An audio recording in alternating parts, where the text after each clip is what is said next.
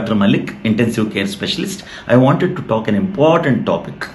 This is concerned with epilepsy. Epilepsy, you know, it is nothing but fits. Okay, epilepsy turning into status epilepticus. Okay, what is status epilepticus? You know epilepsy. So many people will have so many types of epilepsy. Epilepsy is about 5 to 6 types. Different types of epilepsy is there. Out of that, one type of tonic-clonic seizures, we call it tonic-clonic seizures. You know, it is grand mal epilepsy. You call it grand mal epilepsy, where the patient will go into continuous fits, like with all the body is shaking, the patient is unconscious, and he will be having slight foam at some froth at the mouth. These are all the manifestations of fits. So once the patient is known to have convulsions, these are all convulsions. Epilepsy is also called convulsions. So once the patient is suffering from convulsions, number one is, most important thing is, don't ever leave even a single tablet. So usually there is a rule. Once the patient is having convulsions, having fits or convulsions, so after the last episode of convulsions, the patient should take medication for at least 3 years. This is the rule. But still, this is not strict. According to the neurophysician who is treating you, or according to the physician who is treating you, you have to go. There is no other go. You have to go according to their treatment.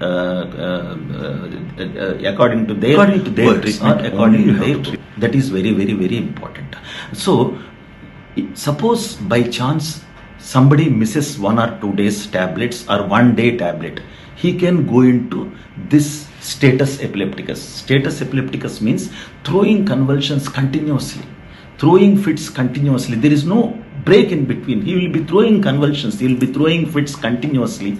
So this is the danger when you take treatment irregularly. Suddenly you stop treatment, suddenly you don't take medication 1 day. This can happen to you. In other conditions also it can happen, like pregnancy. In pregnancy it can happen, like it is called eclampsia at that time. Sometimes brain tumors or brain infections, meningitis, brain infections also can cause this. But they are all different. Forget about that. I am not talking about all those conditions. I am talking mainly about people who are epileptic, who are already on suffering from epilepsy, who are on medication, who are on irregular medication. That is more dangerous. So if at all, so first thing is, never ever forget any tablet. Don't go for irregular treatment. You must use regular treatment only. Don't go for irregular treatment.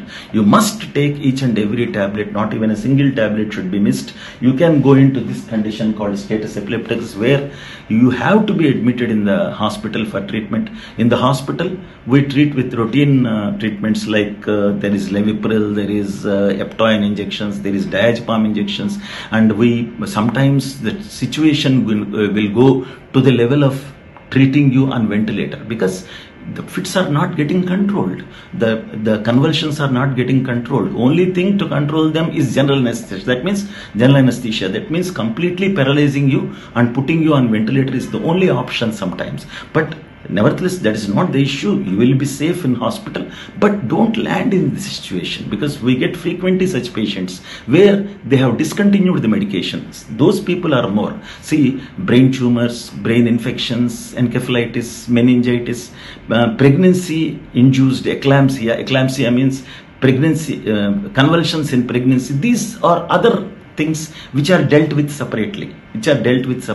But I am talking about this status epilepticus, which is mainly because of this irregular treatment of medicines. So please, if you come across such a patient who is throwing continuous convulsions, what will you do first? First, you turn the patient to the left side or to the right side, put his head down to the left or right, and put something, a spoon or something which is handy in the mouth, between the jaws, between the teeth, to prevent tongue bite. And if at all why not supine position? Why not in this position? Means if he vomits, it is very dangerous in this position. In lateral position, even if he vomits, the vomitus comes out. Whereas if he is in supine position, the tongue can go back fall back, it will choke him, he will not be able to breathe, number one.